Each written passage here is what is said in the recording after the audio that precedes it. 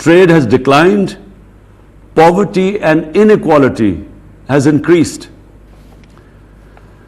Excellencies, we in Pakistan realize that we must prevent our people from dying from the virus and from hunger. We face these twin challenges like a lot of the developing world.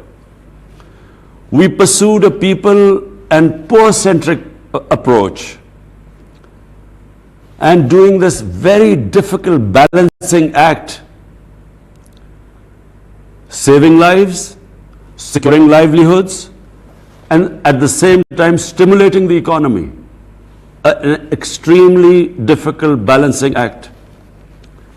And despite our financial constraints, my government allocated an unprecedented $8 billion to support the poorest and the most vulnerable households, and then small businesses with direct cash handouts, and then subsidies to the poor under our ESAS program. Excellencies, the COVID-19 pandemic is not over. We must ensure that our people secure the earliest possible access to vaccines being produced, but on an affordable and equitable basis. The vaccine must be declared a global public good, because actually no one will be safe from the virus unless everyone is safe. Pakistan has begun its vaccination drive, but it has only so far concentrated on the frontline health workers, which obviously is everyone's highest priority. We must also address the economic impact of the pandemic. The world economy has contracted by 5%. The rich countries have injected $20 trillion to stimulate their economies. I again repeat, the rich countries have injected $20 trillion. Our economies have been equally affected, but we do not have the capacity of fiscal space to create such liquidity. I have proposed a five-point plan to provide developing countries the fiscal space to recover from COVID crisis. And this includes debt relief, SDR creation and redistribution, concessional finance, mobilization of climate finance, because that's another crisis looming ahead, and then ending illicit financial flows and return of stolen assets back to the developing countries. Because, Excellencies, $1 trillion every year, according to FactEye, $1 trillion every year leaves poor countries to rich countries and tax havens. Excellencies, apart from its health and economic consequences, the COVID crisis has exacerbated the manifestations of religious discrimination, xenophobia, and Islamophobia in various parts of the world. We have witnessed this in our immediate neighborhood. The COVID lockdowns have enabled the suppression of people in occupied territories, struggling for their right to self-determination. And then, for all the leadership, I would want to point this out. It is essential to reject any attempt to link Islam and terrorism. To link in Islam and terrorism is the biggest injustice which is being done to Muslims in the world. Similarly, we must oppose attempts where freedom of expression is used to cause pain to Muslims by denigrating our holy Prophet Muhammad sallallahu alaihi wasallam. At the UN, Pakistan, Turkey and OIC countries have initiated a proposal for the annual observance of an international day to combat Islamophobia. Excellencies, the member states of ECO represent 500 million people and cover an area of 8 million square miles. We form the geographical link on the Asian continent between East and West, North and South. We possess two essential prerequisites for economic growth: rich resources and enterprising people. We have the potential for much larger production and consumption. Our common heritage and culture, nurtured by luminaries, great men like Al-Biruni, Farabi, Rumi, Iqbal, they all provide a solid foundation for cooperation under the ECO umbrella. In the Vision 2025, the ECO members have set themselves an ambitious agenda of enhanced collaboration in trade, energy, tourism, agriculture, and industrial growth.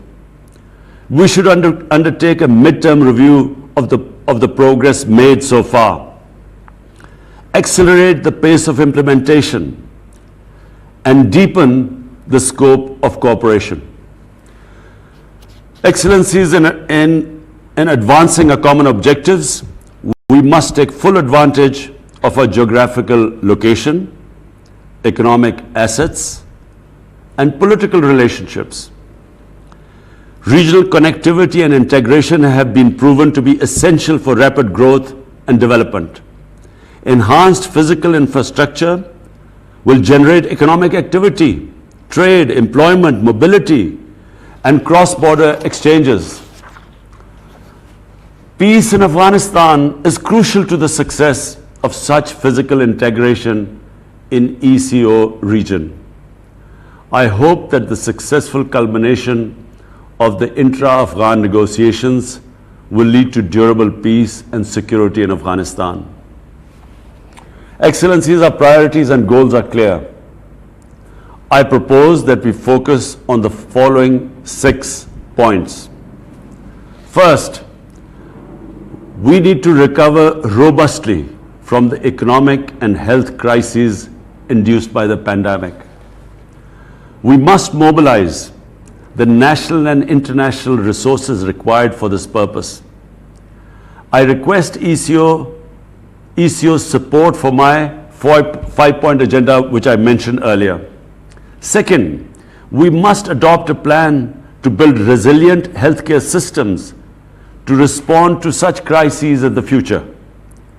We must possess the capacity to produce the medical equipment and medicines essential to respond to chronic and infectious diseases.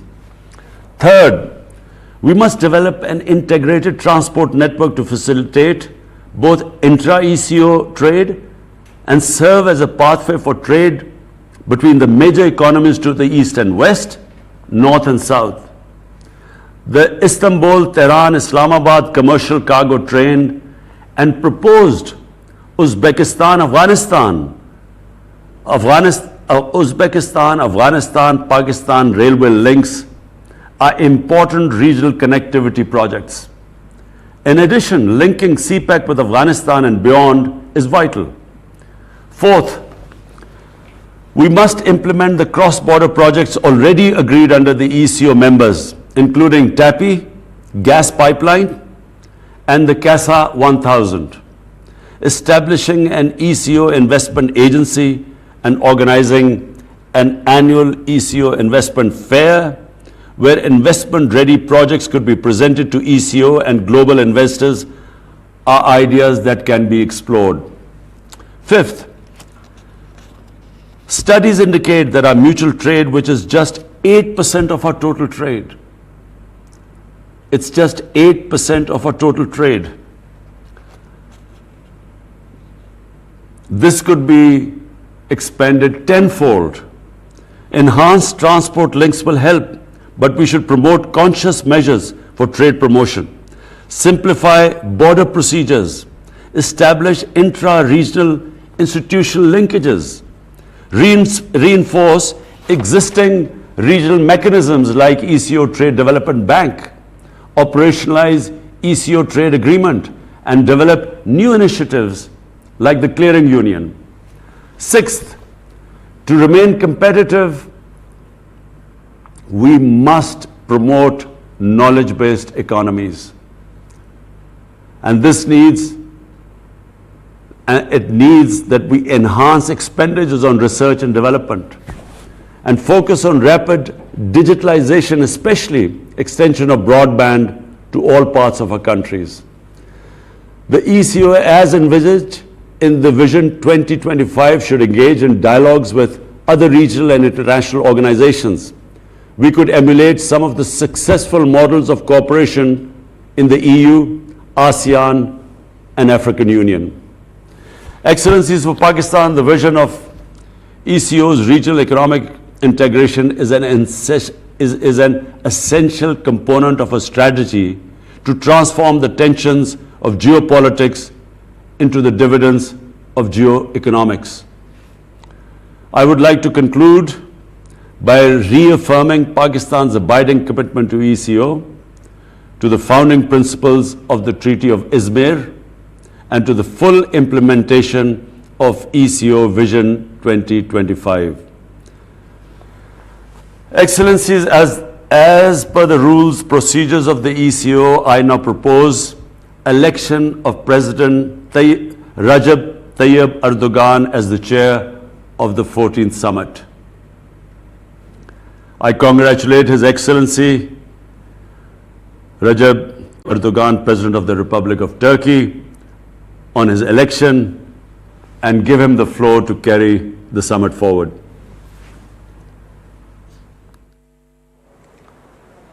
وزیراعظم عمران خان اقتصادی تعاون تنظیم کے 14ویں virtual اجلاس سے خطاب کر رہے تھے۔ وزیراعظم نے کہا کہ 14ویں سربراہ اجلاس کا افتتاح کرنا میرے لیے باعث